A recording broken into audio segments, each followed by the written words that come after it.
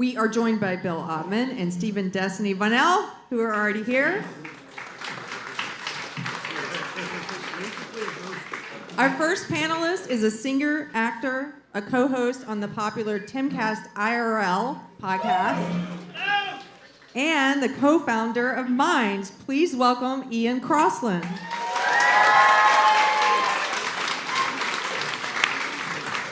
And he has a smashing velvet jacket.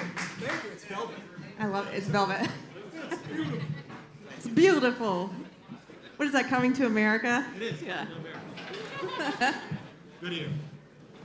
Our next panelist is an investigative journalist, a frequent contributor on Timcast IRL, and the co-founder of wearechange.org. Please welcome Luke Radowski.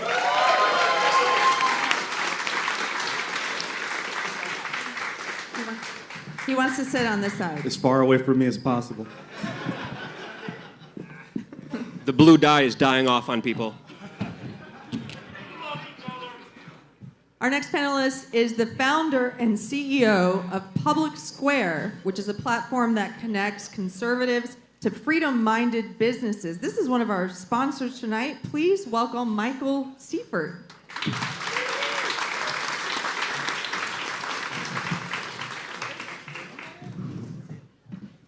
And then finally, our next panelist is the editor-in-chief of the Post Millennial and Human Events. And she is a lovely human being, one of my favorite human beings. That's a bit of an editorial. I need an editor, because I shouldn't have said all that. Come on up, Libby Emmons. And you guys, I was told just to remind everyone to speak directly into the microphone closer than you think you need to. Luke, so what should be banned from social media? Nothing. Let people choose what they want to see. I think we're all adults here. If something's bad, the audience and the market will speak for itself. Obviously, you know, there's the concept of hurting children. That obviously is an exception. Obviously, there are government institutions that run international child trafficking organizations. So obviously, are you going to entrust those organizations to go after that? That's another question and conundrum that I think a lot of people are asking themselves.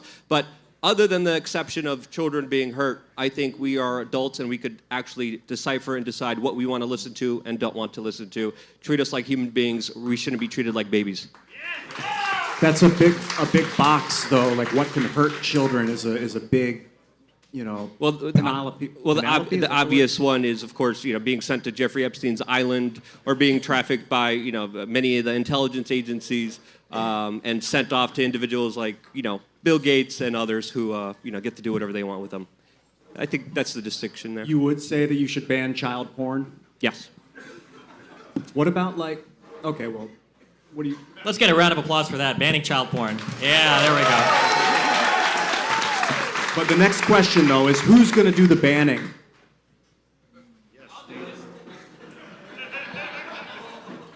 I think it should probably be human beings should be doing the banning and not an algorithm or a bot or something like that. I think these should be human beings checking this stuff out and taking a look for child porn, if that's what we're looking to ban. Agreed, yeah. Yeah. Like, AI can help find it, but have a human layer of protection. It always has to be a human layer of protection, especially when we're talking about something as sensitive as actual free speech. Although the issue with putting a human in charge is that, firstly, definitions can change. So what's porn today might be normalized in 10 years. And secondly, they have the keys so that they can put their foot on the gas when they want to, take it off when they don't. You're talking about standards, which we are lacking as a culture right now in a society, and we do need standards. That's something that I think is paramount. Do you think that the community can function as a form of algorithm, like the human consciousness, so we don't have to rely on like algorithmic code? We can let the people somehow decide together?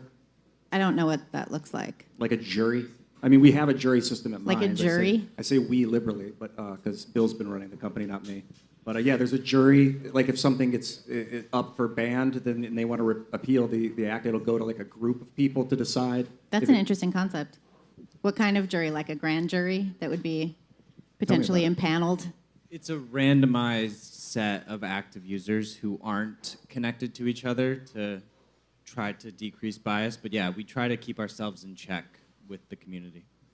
I mean, I think the issue, I don't know if we're talking like in a dream world or as it exists right now. I think the problem is once a platform grows to a certain size, having a human element in moderation is just like prohibitively expensive. I think that's why for, Jesus, over a decade, when did Steam start automating their bans? I think having like human people involved in every single moderation action just becomes prohibitively expensive for any sufficiently large tech company, I think. But we need the protection of human interpretation in order to secure free speech. I mean, without free speech, we really have nothing at all. It's like pretty much the only thing that matters. I mean, well, I think there's a lot of things that matter besides free speech.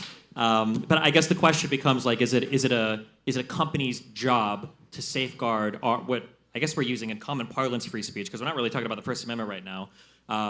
Should it even be a company's, I guess, prerogative to guard free speech, right? I was talking pretty much about the First Amendment.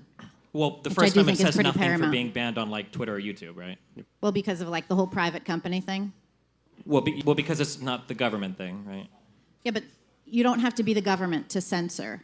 Well, no, but you're violating their free speech by demanding that they're not allowed to censor, right? That's the whole point of having freedom of speech, is that the government shall make no law abridging somebody's freedom of speech. If Twitter doesn't want to host your speech, Twitter has the right to do that. Censorship goes far beyond like just, I mean, companies, look, here's the thing. It doesn't matter if it's just the government. I mean, censorship can happen at a non-governmental level. Yeah, but then it wouldn't be the First Amendment, because the First Amendment is about the government. If we want to talk about other types of censorship, we can, but the government is governed by the First Amendment, right? Well, the term government really means mind control. You know, mente is like Latin, I think, for mind, and govern is Latin for to control. So, like, look at what the system of control is. And at this state, it's an algorithmic code or multitude of codes that are governing the way we behave. So you could make an argument that we would amend the Constitution to include other forms of government than the political well, when system. Clarence Thomas has a brief that he writes to the Supreme Court about whether or not the government is mind control, I'll take a look at that, I guess. You tell him, Ian. But I think we're learning right now with Twitter specifically that free speech is popular. And when we look at the censorship of speech, it is the government's hand in these companies, and they know that it's not profitable for them to destroy someone's speech. And this is what they've been doing. They've been going to YouTube. They've been going to Facebook. They've been going to Alphabet and all these companies and saying, you know what, we're going to make sure that you guys are going to lose business, and we're going to silence people because we don't like them. And I think right now Twitter is certainly challenging that notion that speech needs to be protected, needs to be censored, because I think they're doing better than ever.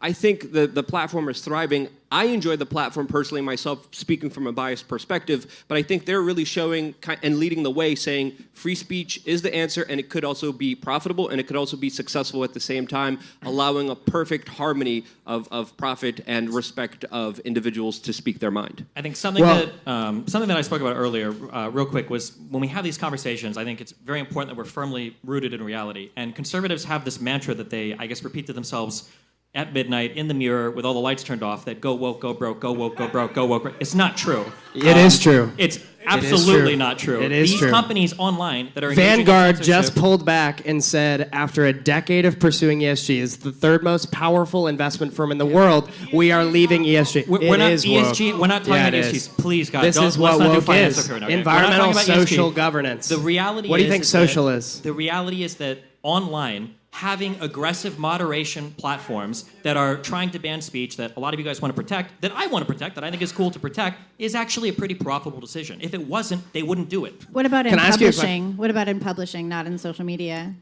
What about censorship in publishing? I don't know as much about books. If a and publishing, private I'm sure. company is acting on behalf of the government in censoring speech, is that a violation of the First Amendment? If the government was telling people to censor people, I guess That it is could what be. happened with Twitter over the last 2 years. We saw that. Sure. So we saw that with the Twitter files, that is absolutely not the case. If you actually read any of them, past the actual tweets, the government was not making explicit requests to censor political speech on Twitter. That's that did not happen. patently false. It's patently false. It's patently false. Is it okay for the government to ask a company to censor? Well, it depends on what the censorship request is for. No, If it's for stuff that is if it's a for yes or stuff no that- question. listen, Is it okay for the government to ask the company to wait, censor? It depends on what you're trying to censor. If it's somebody making a death threat, yeah, that's probably okay. If it's pictures of Hunter Biden's cock, which I know you guys are all real excited about, it's probably okay. Yeah, it depends on what the censorship request is. Yeah.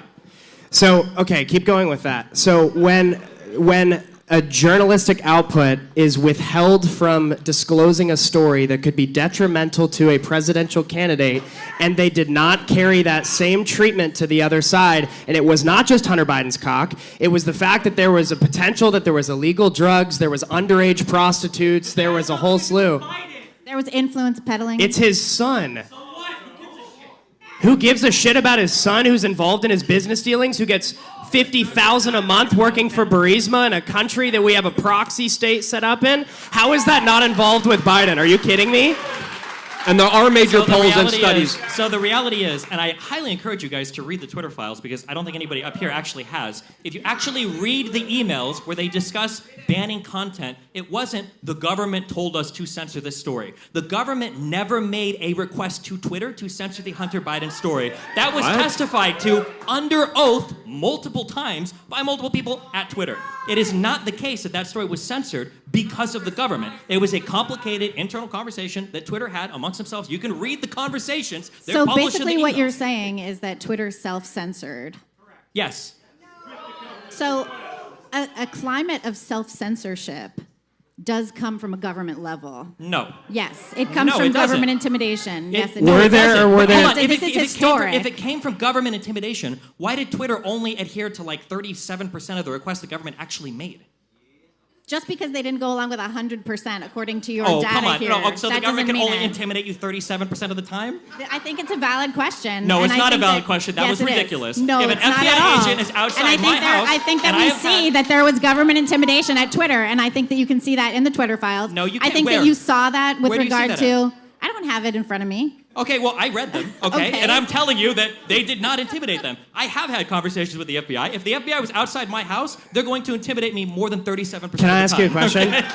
Were there any emails in the Twitter files between a government actor, bureaucracy or elected official, and Twitter's executive team? Yes. Is that not highly problematic when the requests coming from government involved political candidates? Yes or no? It depends on the request. If it's to How? censor, if it's to Does not censor- matter. How? Do you think it is essential that uncensored pictures of Hunter Biden's dick remain on Twitter? When he's Answer the that question. son, Answer that yes. question. Okay, When he that's is where the we're at right now. That's son, where the conversation is right now. it's Okay. the New York Post. It's not like it's the porn outlet that's posting these pictures. The second oldest journalistic output Well, in no, the no, you United just played States broke a story. Government emailed Twitter's executive team what happened 2 weeks out from the election. Then they delete the story of the New York Post. So how is that not the New a York company Post- acting on behalf of the government to violate the First Amendment of a journalist? How is that not the case? Because Twitter never said that they deleted that post because of the government. And you Okay, believe okay, them? I just want to clarify. What do you mean I Hold believe on. that? You're reporting from the Twitter files. What are you citing? Let's stop screaming. Let's try to understand each other and let's because we're getting a little bit crazy. We're getting a little real quick, rambunctious. just so we're let's on the get, same Let's page. get a little civil. How many people up here actually read the actual tweets, not just the headline? Thank you, Matt Taibbi. Okay, so we've got two people. Okay, but we got a special guest joining us.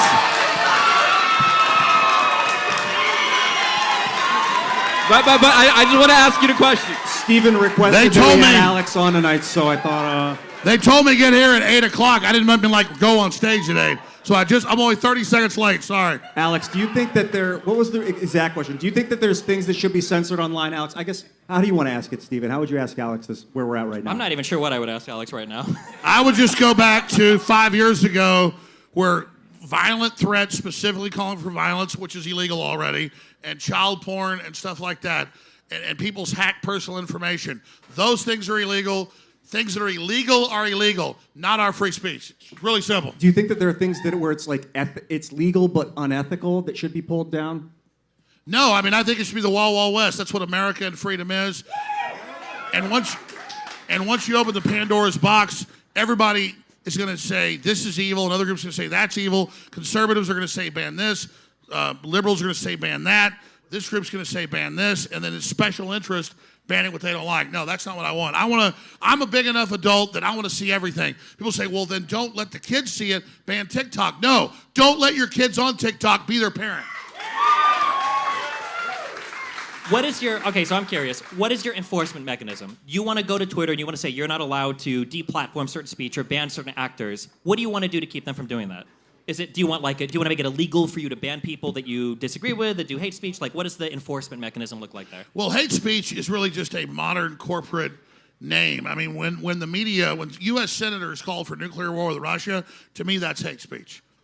But they still have a right to say that and be crazy people calling for World War III.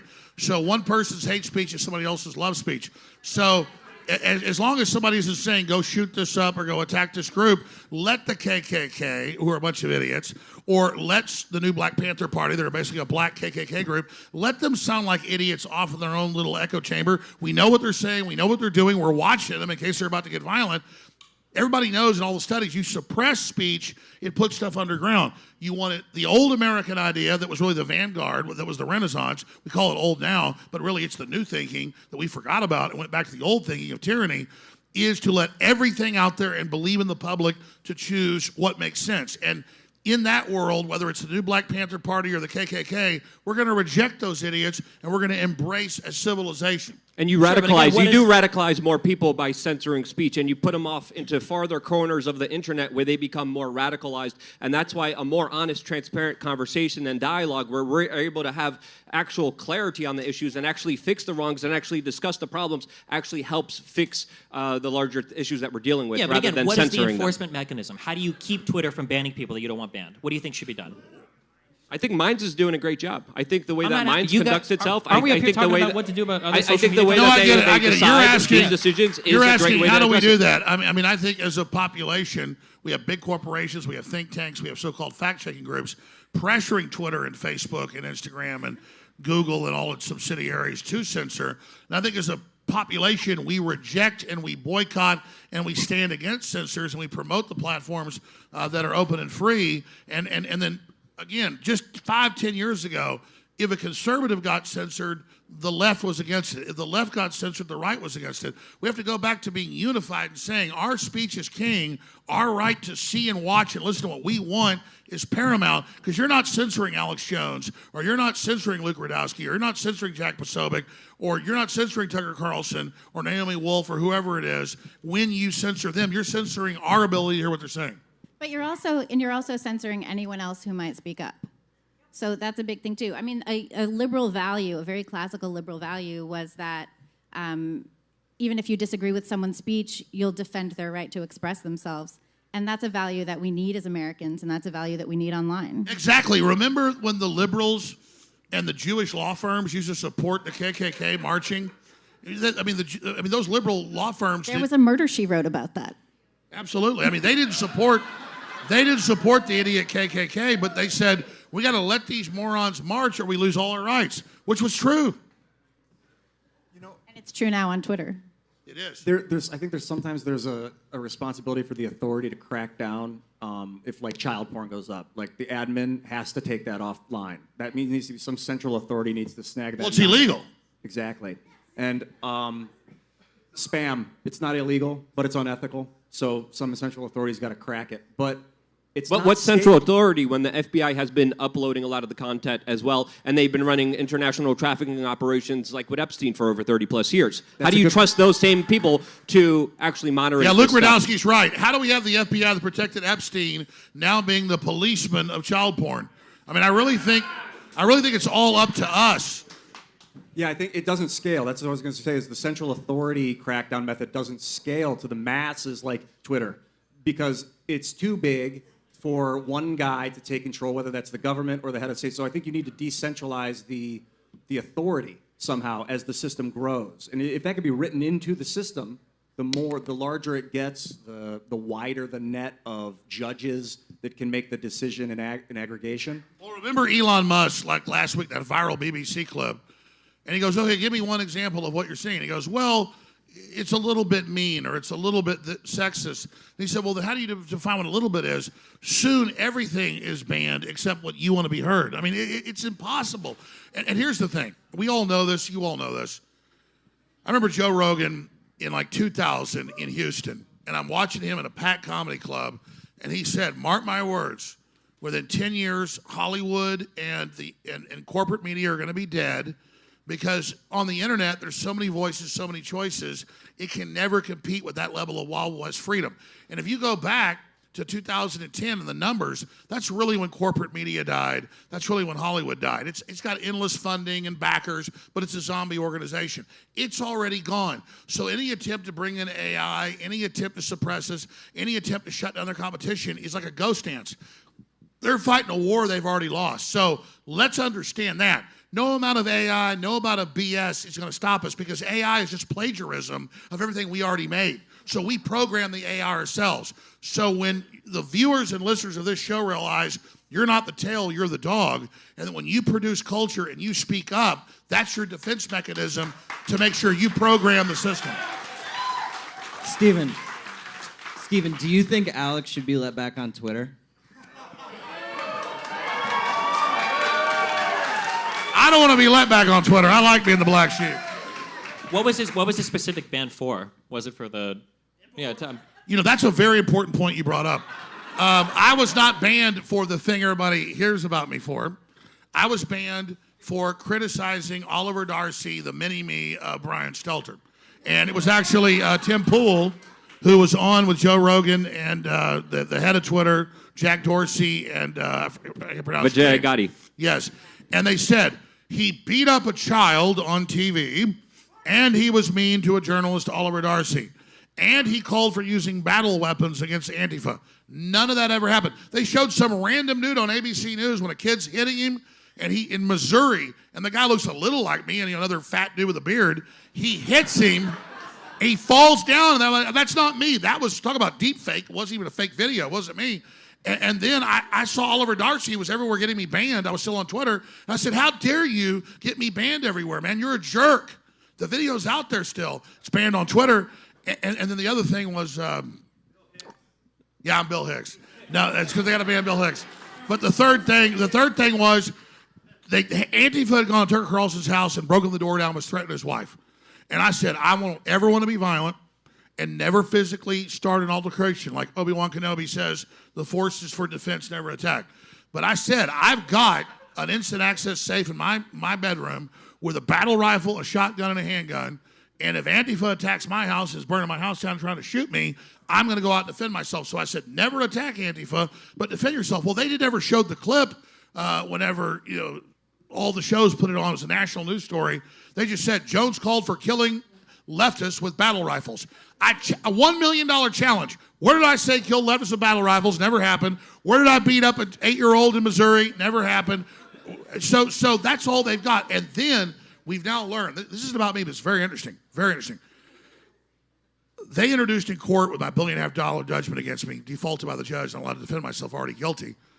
They entered in court 24 minutes of video, most of it from 9 years ago, of stuff that was edited clips out of context of me just saying, the internet says this, what's going on? That turns into, I'm pissing on people's graves, I'm doing all these things I never did. And when they sued me and didn't get any evidence, they defaulted me and then said the new model. And they're now doing that with Fox News and the Dominion lawsuit. And if you don't like Fox News, the judge says, you're not giving me the right evidence, I'm going to default you. So you don't get a trial, you're guilty now. A jury decides how guilty you are. That's the weaponization of the judiciary. So then when Hillary lost and Trump was about to win, they had a PR firm. They've now bragged about it. I didn't know this live for the cases. They hired a PR firm that does the UN PR. It's like the second biggest PR firm in the U.S. to run all these national stories everywhere about Jones is attacking people, he's peeing on graves, he's going after people. And I'm like, no, I'm not.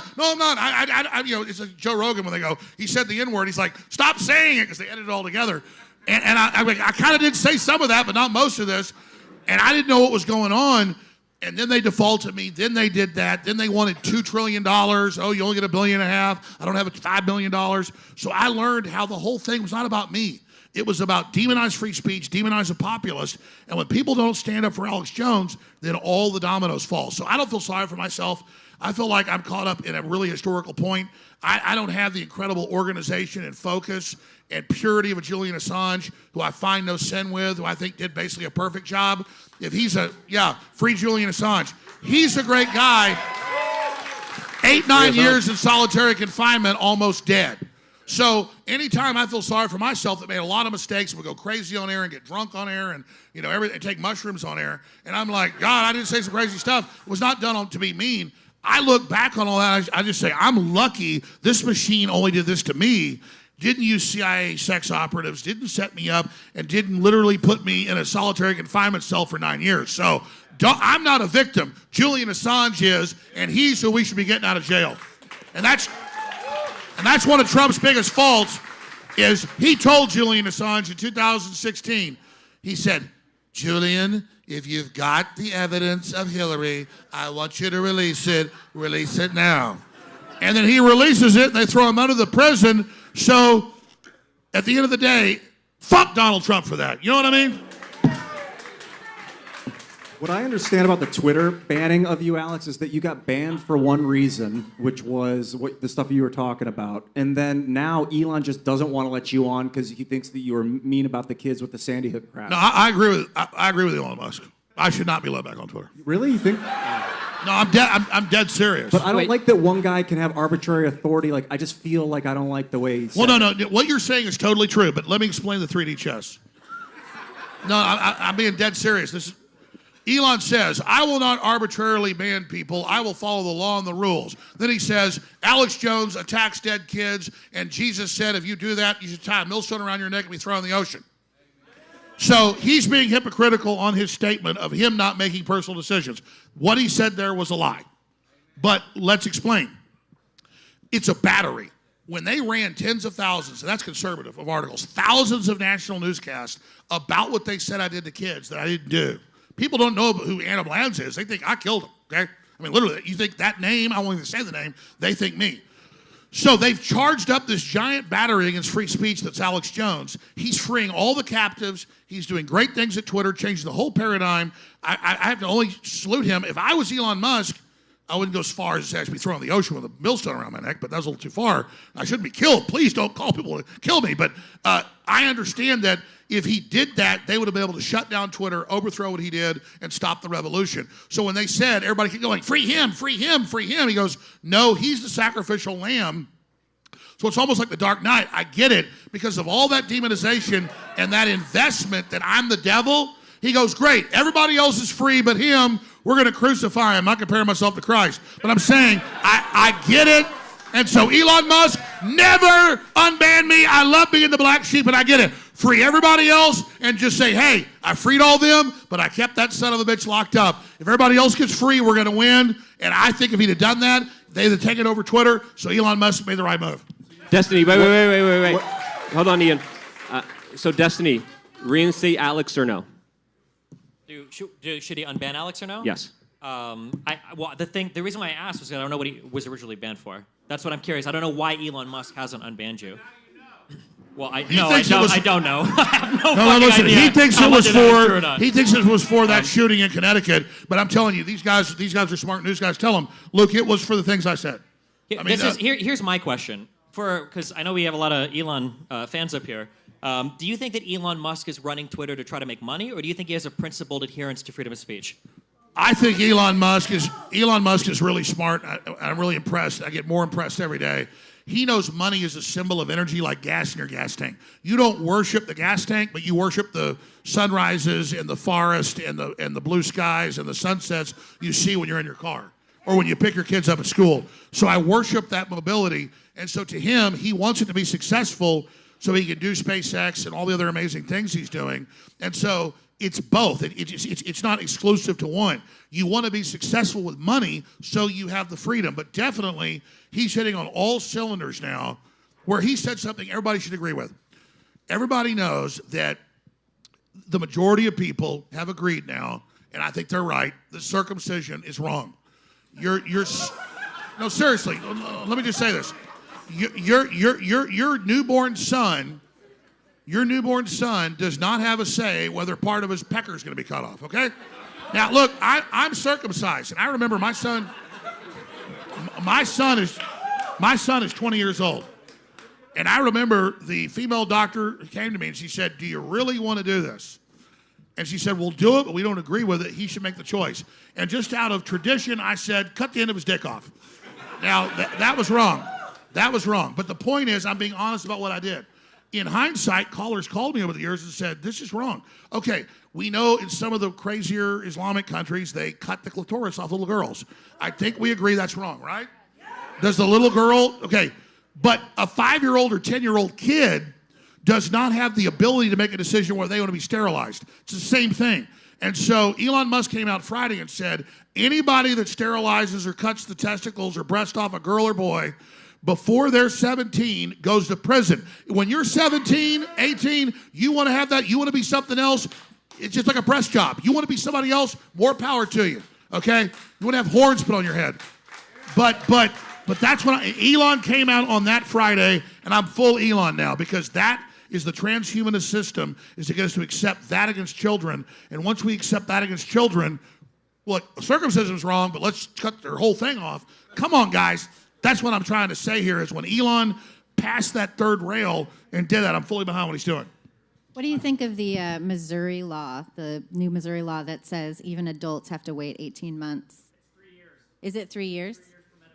3 years for medical that adults have to wait for medical intervention. No, I don't think adults should have to. I'm against that law. You're against that law? No, I mean, listen, I don't. There's people who went through transition and then came out the other side who said, as adults, who said this would have really saved me and I would not be missing my dick right now.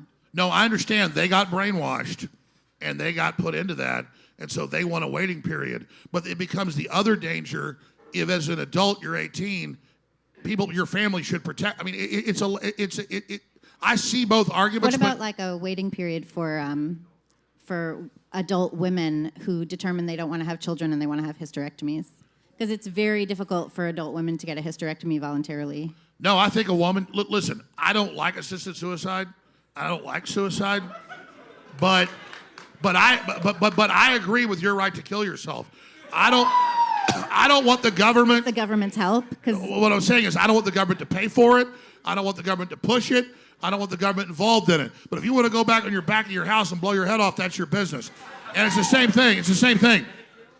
If a woman, or maybe a woman has, their whole family has breast cancer, she says, I don't want to die of cancer. No, I think as adults, we should be able to do anything we want to ourselves as long as the state doesn't pay for it, meaning I pay for it. At the end of the day, I'm a libertarian when it comes to personal issues, but I think you really have to come of age. I think that's 17 or 18. You can't join the military. You can't buy guns. You can't buy liquor, because everybody knows we do dumb shit when we're kids. We need people to protect us. Once you're an adult, good decisions, bad decisions, I think you should be able to make them.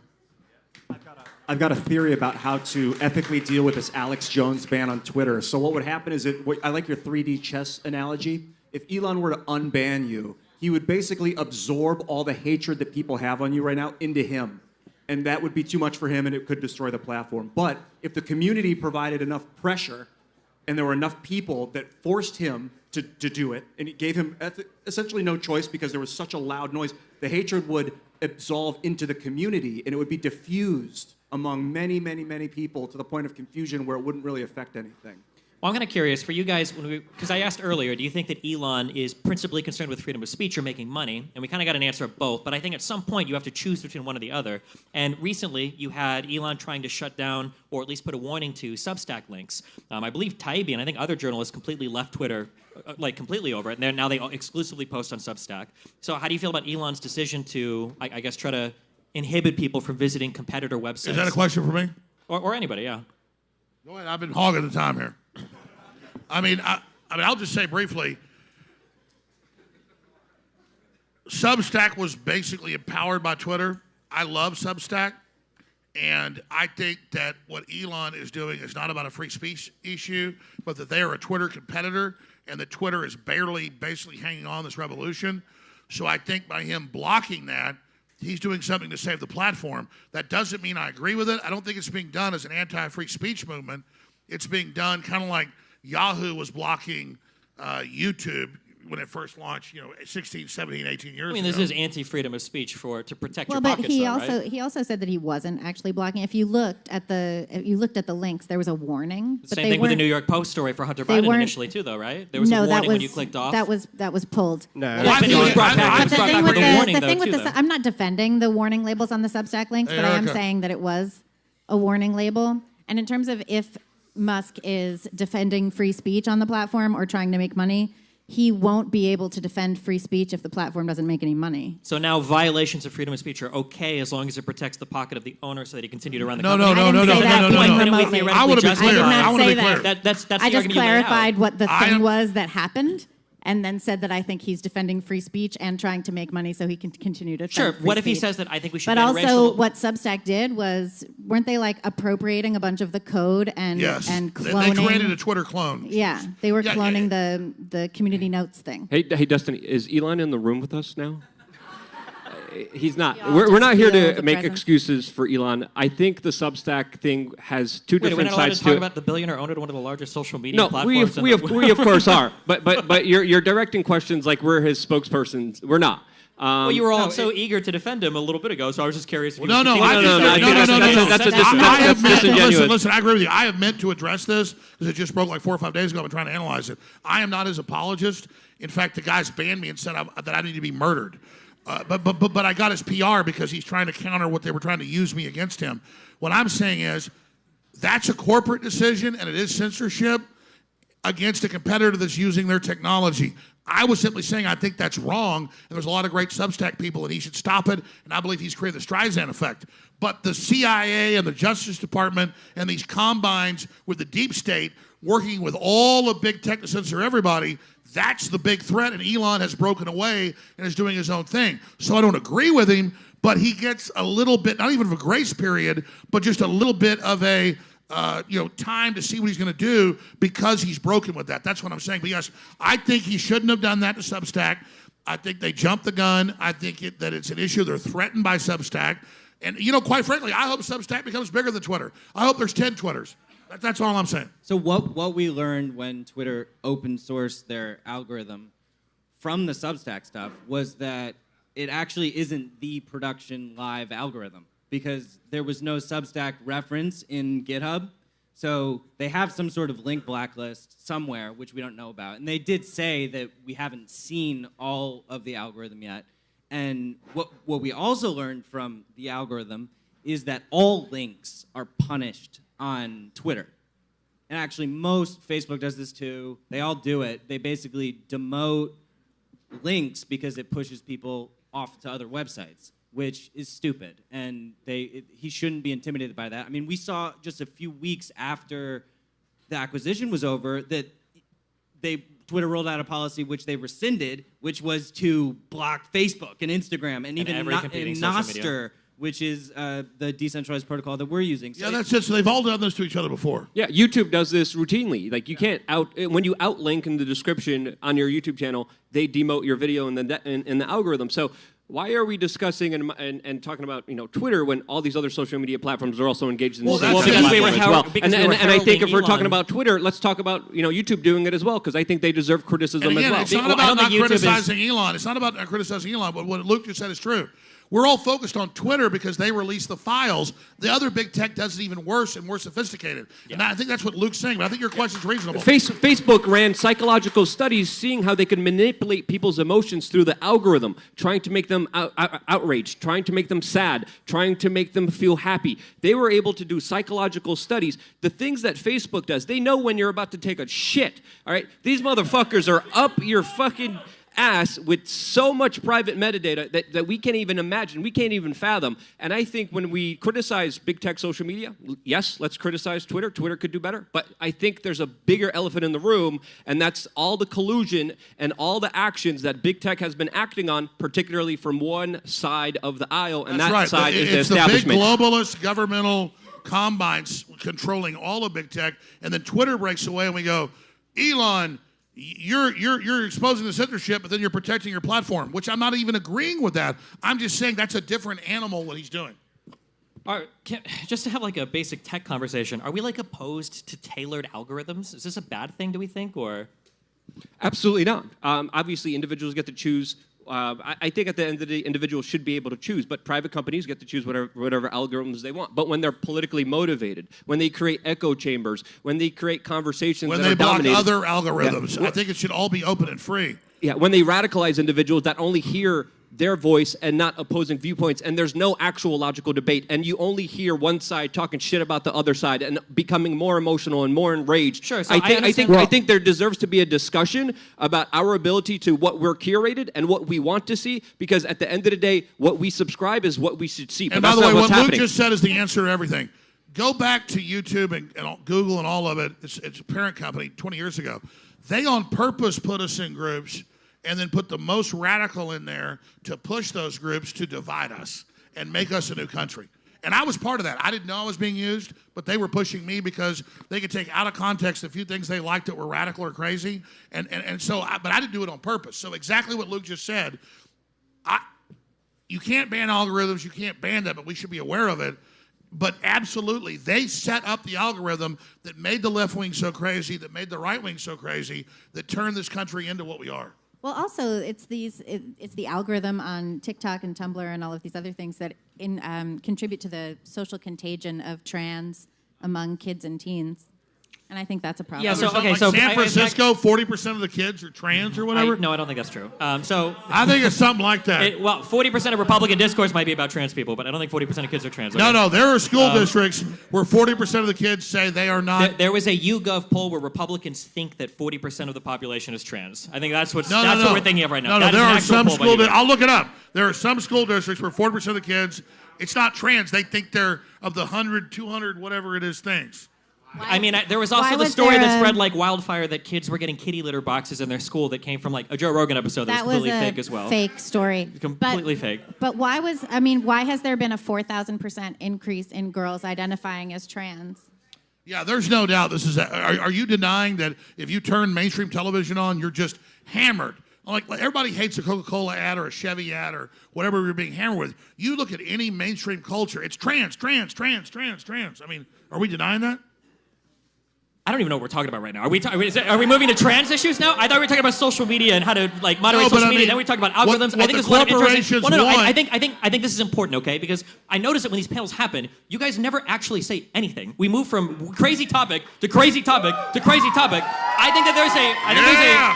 think there's a really fascinating and interesting discussion that can happen about algorithms. So, for instance, you guys earlier were being critical that algorithms radicalize people. Well, is it the job of a social media platform to put content in front of you that you might not want to watch? If somebody watches a video by the Young Turks, are you saying that the next video that should be recommended should be like a Tucker Carlson video? Like, you guys throw a lot of criticisms out about these companies. Wild. No, you guys you throw a lot of criticisms out about these companies, but then at the end of the day, true. you're not really like saying anything. And then we just move from like sensationalist topic to sensationalist topic, and now we're talking about 40% of the population is trans. But this is not that hard to understand, so don't make it sound like we're talking crazy here. This is pretty simple. If I, as the consumer, have an easier access to certain types of content because that content aligns with the political philosophies of the executive team of that platform, that's a problem. That is what I'm trying to say. So I do not have a fundamental issue with algorithms. For example, I think that as long as the consumer can choose to turn on or off those algorithms, that's okay. The problem is when I have recommended content based on political philosophy that I did not choose because the things that I agree with are being purposely suppressed. That's what I have a problem with. I understand what you're saying, but the issue is that for a long time, I don't even know if Twitter does it, they gave consumers an option. Do you want the tailored feed or do you want the chronological one? I believe when Elon bought Twitter, he brought back the chronological one. Nobody wants that. Consumers don't want the ability to look. That's great if there's a few people in the audience. How do you know that? What's the data proving that? What data is proving that? Because that was just rolled out, right? What? So how do we know that's true? Because I just want to ask you if you could clarify. How do we know people don't want that? Because I personally use it. I like it, and I haven't seen any data released highlighting that argument. Because, I mean, the data is that every company is moving in this direction because No, it's no, getting no. Okay, people every to company engage say at a one higher thing. level. Yes. You can talk Not about true. algorithms all day, but then there was the pre-programmed lie with COVID government corporate disinformation on every channel the last 3 years. What I don't want, algorithms are one thing, but I don't want a force-fed corporate big pharma lie put in all the tops of the feeds. That's the algorithm I don't want. It's not even an algorithm. It's we're going to force this down your throat. I'm going to answer your question, Stephen. I think it's a good one. I think that private companies, if they spin up a social network, have the right to show you whatever algorithm they want. If they want to show you dog dicks all day, even when you search for women, even when you search for cartoons, they show you dog dicks. It's their company. They can do whatever they want. But when a company gets to the size of acting in the commons, it takes on another another meaning. And then the code, at that point, I think they can still show you whatever they want, but that code needs to be free so I can spin up my own version of the site. And if people hate their algorithm, they're going to start using my awesome technology that's now publicly available, and then it'll become I agree. By the way, I love how your coat matches his hair. Thank you so much. It'll become a marketplace of terms of service and a marketplace of algorithms instead of marketplace of who owns the code. The sketchy thing that platforms do, specifically big tech, is they change the defaults.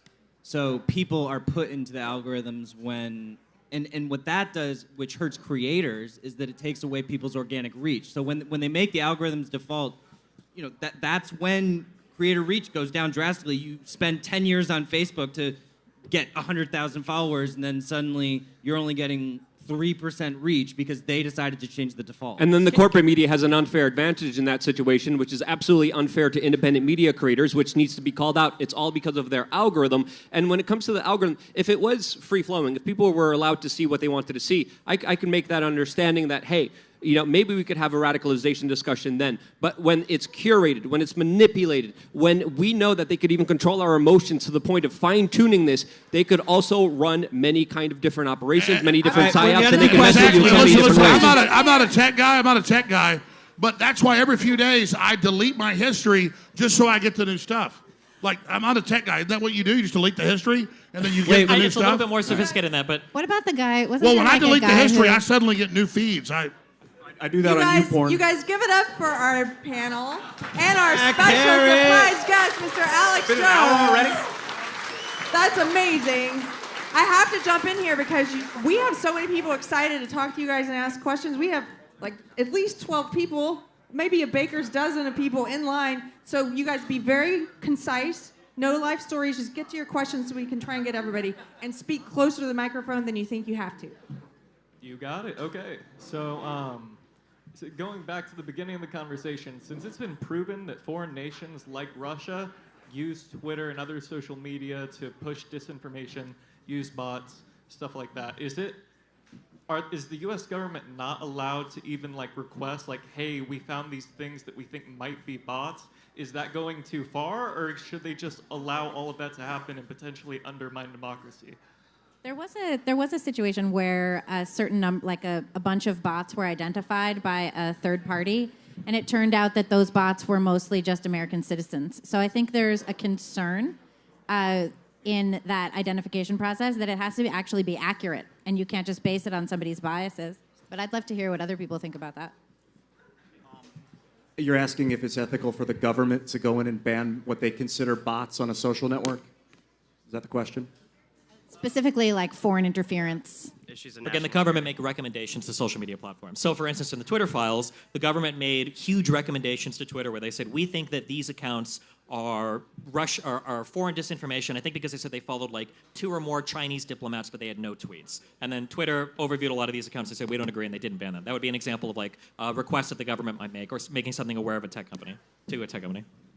Maybe I think the word foreign might be a little vague. It might foreign as in not American, not of this country. Yeah, because if I'm in Ohio but I'm chatting with someone in the UK, am I all of a sudden a foreign compliant?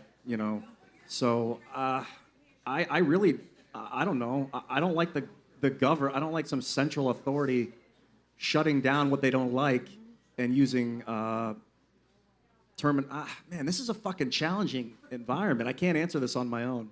Do you know what's interesting is I had brought this to talk about because I wanted to bring Tolstoy to talk about censorship, and Tolstoy talks about how when he was writing this book, What is Art? Because I'm a dork. Anyway, when he was writing this book, the publisher came to him and said, "Can we just change this a little bit? And can we just change that a little bit?" And then it went to the government censorship office and all of this, and he says that eventually a book appeared under his name containing thoughts attributed to him which are not mine. And I think that that's something that we have to be concerned about when we have an environment of censorship and when we have a culture that encourages self-censorship. Because as soon as you have any kind of censorship higher up, it trickles down and people start censoring themselves. And self-censorship is censorship, and we should look out for that and not let it happen. Agreed. Go to the next one. We're going to jump in for the Yeah, next keep question. going. I have a quote-unquote conservative family member in the federal judiciary to whom I have posed the argument of publisher versus platform. They have argued that forcing the speech on these corporations is the limitation of the corporation's speech. How do we convince the neocon conservatives that the corporations are not working in the best interests of the population and the monopolies held by these corporations are infringing on the personal liberties, not allowing competition, especially when it is these people who are being tasked with protecting those liberties? Thank you. Well, thank you. That's a great question. The neocons want total power. They follow a Professor Strauss. So they basically love Hitler. So they know they're running over us. They're bad people. They want control. And so, yeah, we keep thinking like, oh, the system wants to work with us. You know, they want to be nice. They're trying to be liberal. No, the globalists are fascists that hide behind a liberal veil, folks. And they want total control. Free speech is the answer to them. One way you can look at it is corporate free speech is not about who they let say what, because they can control that legally. It's about the code they use. Their speech is their code. For these networks, social networks that we're talking about, that's the way they're communicating with us. So that should be free. And if that's free, then I think the problem solves itself. Go for it. Okay. Exactly. Freedom is the answer. It will dispel, it will discredit. The billions of people online will see the lie. We will deal with it. We don't need some overlord doing it. That always goes wrong. I'm going to try to touch on three things real quick. Sorry, I've had a couple drinks. So with the Hunter Biden laptop situation, I am far less concerned about the dick pics and more concerned about the 10% for the big guy, and then Tony Bobulinski coming out and saying that Joe Biden is the big guy. But more concerning for that is the fact that I don't think that same level of censorship would have been applied if it had been Donald Trump's kid doing the same things. Yep. When it comes to algorithms, I'm very wary of algorithms, but I think the best way to go forward is sort of an informed consent model.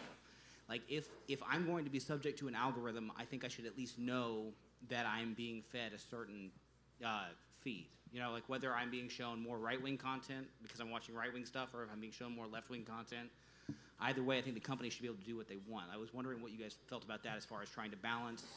Like you think they should be transparent in telling you what it is that the algorithm is that it's feeding you? Yeah. Yeah, that's interesting. What do you think, Ian? Yeah. Or Michael, Well, go ahead. I was thinking about TV commercials, and if they had to say every 3 hours we're going to show you a gummy bear commercial, they don't have to tell us that. They just feed us this subliminal thing at the impulses that they want. No one's ever raised a bat in an eye. There was a rule, though. There used to be this rule on network television that you had to give equal time to both political candidates. The fairness doctrine. Yeah, we used to have that. Well, here's the deal, folks. We can sit here and debate all this, and I think it's kind of rearranging deck chairs in the Titanic. I already knew this because when Obama left office, he was just a puppet of the deep state. They put $2 billion into the Countering Foreign Disinformation and Propaganda Act, and then suddenly, months later, they're having congressional hearings in the Defense Department in the House Armed Services Committee saying, Alex Jones is a Russian agent. We're battling him right now with the CIA. And I'm like watching C-SPAN going, wow, I didn't know I was a Russian agent. Plus, less the CIA's after me. So they've done all this, and now they've got all these dashboards and think tanks and fact checkers and groups that are attacking and censoring and doing this. That needs to stop. Then we can debate the algorithms and free speech all day long. We have, like, Darth Vader literally bombing the living snot out of us. And so we debate all the little nuts and bolts of it. The point is you shouldn't have corporations with big government and think tanks and universities censoring people and then calling it liberal. And again, I love real liberals that love freedom and happiness and all that. These are not liberals. These are the military-industrial complex that Eisenhower warned us of. These are the most cold-blooded corporations in the world that wrap themselves in Black Lives Matter. It's all crap. I kind of want to hear what Michael Seifert had to say, because I think you're about to explode some knowledge on it. Well, I don't know about that, but I will say that to the gentleman's point who asked that question, it's why I like to harp on that New York Post story so much. I think it was you, right? Yeah, thank you for the question.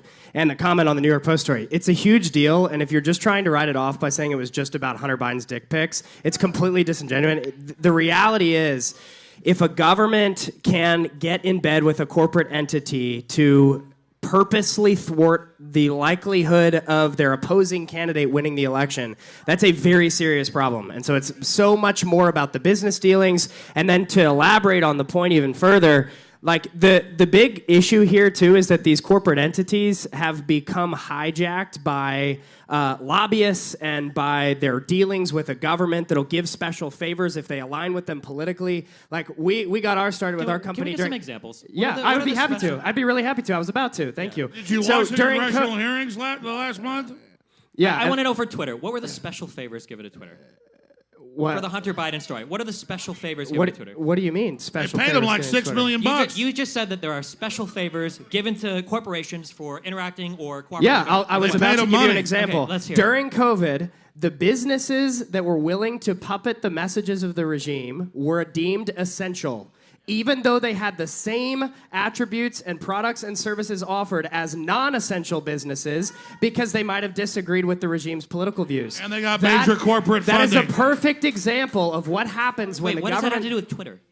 The question wasn't about Twitter. Advertising, the question Bill moved Gates. into corporate entities in general, Okay, so it's getting just more involved in random political. shit over But random there was shit. over also, random wasn't shit. there in the Twitter files? You're not wasn't arguing there the point. Yeah, You're just she said saying it's something. random shit when No, you no. can't The defend it. reason why it's random shit is because all you guys are doing are bringing up random fucking conspiracies. But No, in the- man. but every in the- every Bill time you have Gates the opportunity spent to like $5 talk, billion rather during than that. staying on one topic and talking about one thing and focusing on an actual conversation, it's This is like- here's the deep state, This is like here's the- essential businesses, and here's trans You kids. said and that's give like the us- whole fucking panel. You Like, what are we said talking give about us up here? one Holy example, shit. Hey, and he just kicked your ass with examples. And just transparently, none of what I just said was conspiratorial. It was all very out in the open. Do you all remember certain businesses being called essential and others being non-essential? That was like churches.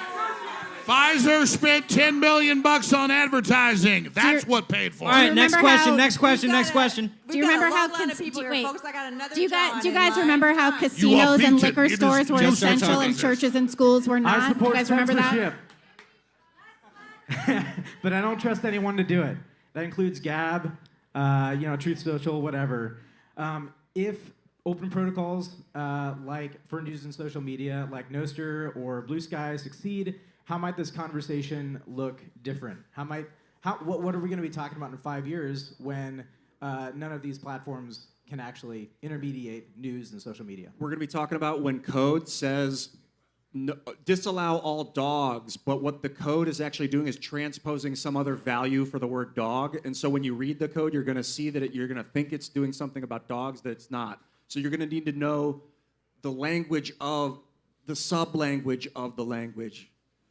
Yeah, I think that you're exactly right, because the other thing too is when you censor people, right, and you say these kinds of ideas can't be talked about. What people are going to do is they're going to continue to talk about the ideas, but using different words and different language, and then you're going to have to censor that. Like I remember very distinctly when my son was in kindergarten, I think it was, and the teacher said that you're not allowed to call anybody stupid. And so all the kids were like, okay, we won't call anybody stupid. And they started calling each other silly instead. And then the teacher tried to make them not say the word silly. And they just kept coming up with other words so that they could call each other fucking stupid, you know? That's 'Cause what's great what about the kids humans is we're not going to be suppressed. Yeah! All right, next. I guess this is my question. What do you consider the ethical obligations of private companies like Meta for free speech and facilitating public discourse? I mean, I know initially people were talking about, oh, easy, just ban child porn, no problem, that's all we need to do, and then Meta is terrible. But I guess I'm just kind of curious, like, what in your minds did you consider also like? But that's not what I said. I said it was great free internet we had 5-6 years ago. You ban hack material or people being doxxed. You ban child porn. You ban calls for violence or like open scams and criminal activity. Anything illegal is banned. Also, you need to learn when to put down the sword. You fight as a corporation metaphorically to gain market traction, and then once you get it, you need to let it go. You need to set it down and let the market take it. There was actually this really interesting thing that happened recently where, so there was this Trans Day of Violence that was being advocated for on Twitter. And then anybody who reported on the fact that the Trans Day of Violence was being advocated for was banned. Do you remember that? And so, or was it violence or vengeance? I think it was vengeance, not violence. Apologies. That was vengeance, yeah. But yeah, I remember Andy No got got locked out of Twitter. Marjorie Taylor Greene got locked out of Twitter. The Post Millennial.com. You should check us out. thepostmillennial.com/subscribe. You should come check us out. Anyways. But you're right. They didn't ban the people calling for violence. They banned the people journalists reporting on it and the congresswoman reporting on it.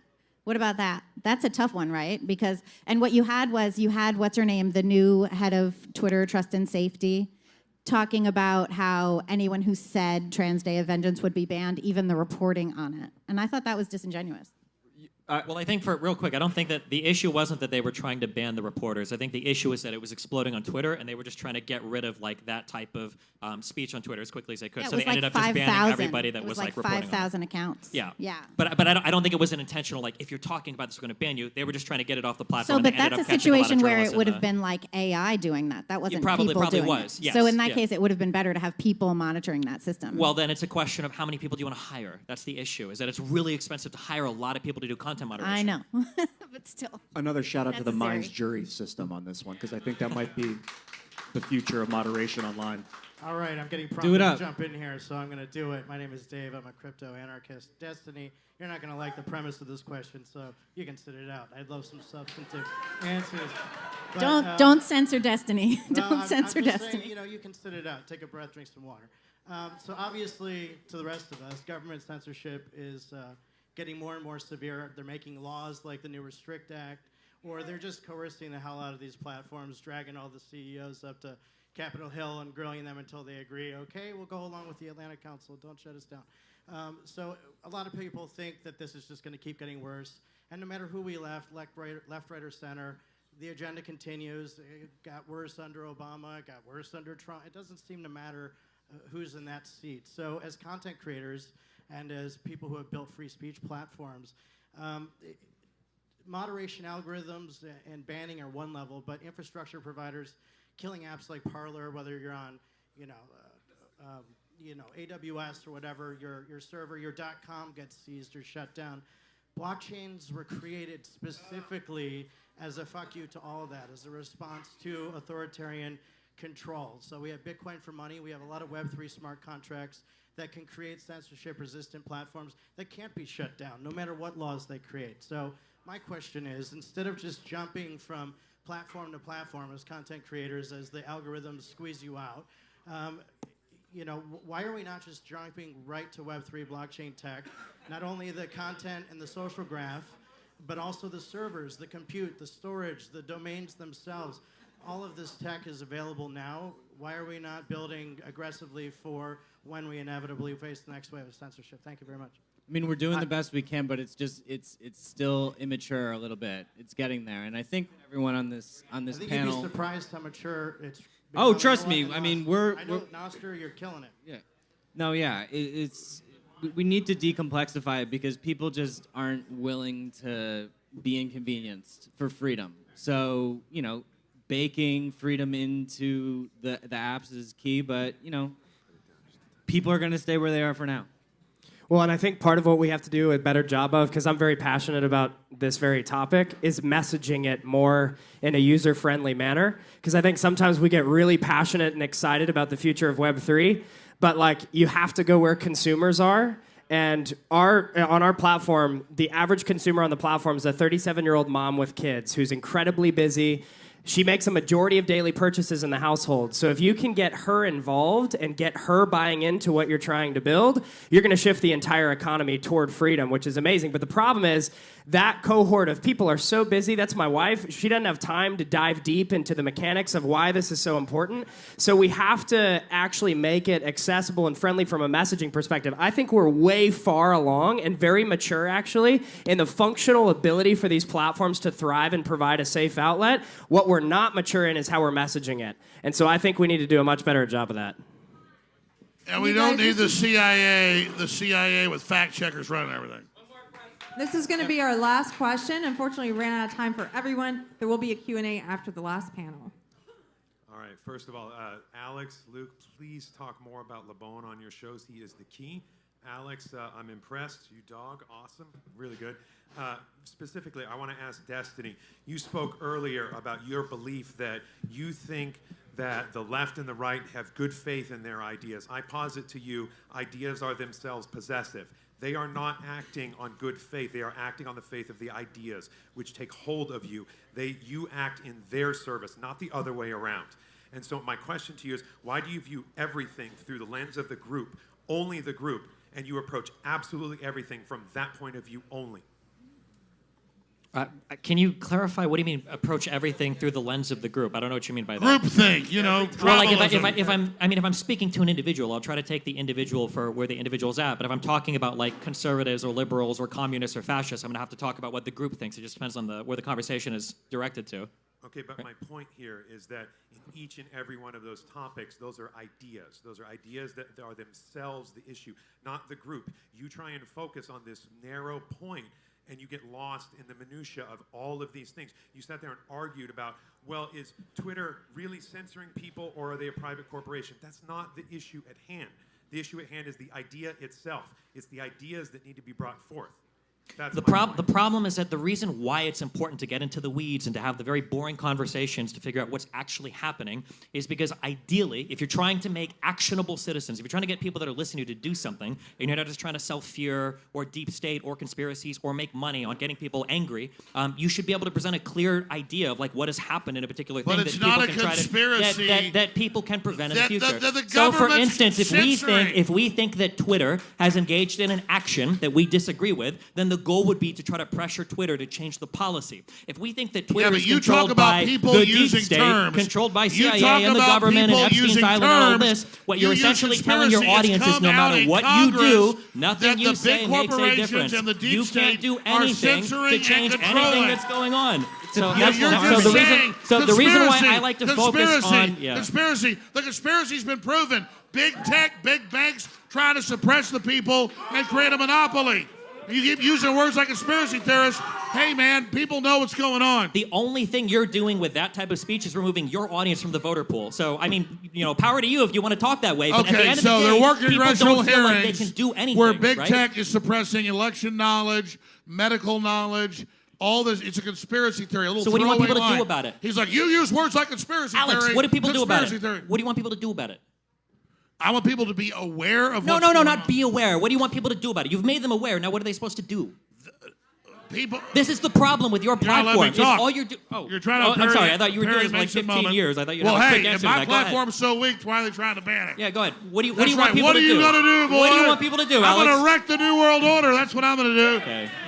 We need freedom of speech, open platforms without government and corporate censorship, and it'll all sort itself out. That's what I'm saying. And it's not a conspiracy theory that big, powerful corporations and governments get together to censor and control and protect themselves. And we fought hard to even get that basic truth out, and we are winning.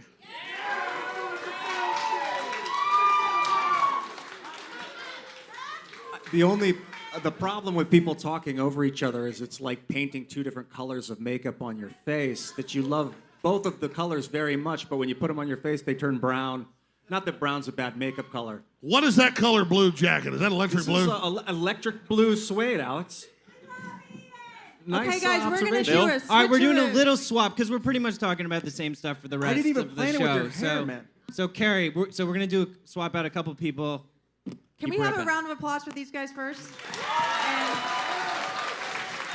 By the way, Destiny and I are dating. So everybody should know that. They're secret gay lovers. I saw them making out behind the stage. But seriously, Destiny. He's mad because I heard him earlier. In all seriousness, thank you for challenging us. Thank you for giving a contrarian point of view. And thank you for being here and engaging in a conversation. And I just want to say I appreciate it, and I want to thank you for doing so. Here's the Destiny. So I think Alex Jones is going to stay here with us for a little bit.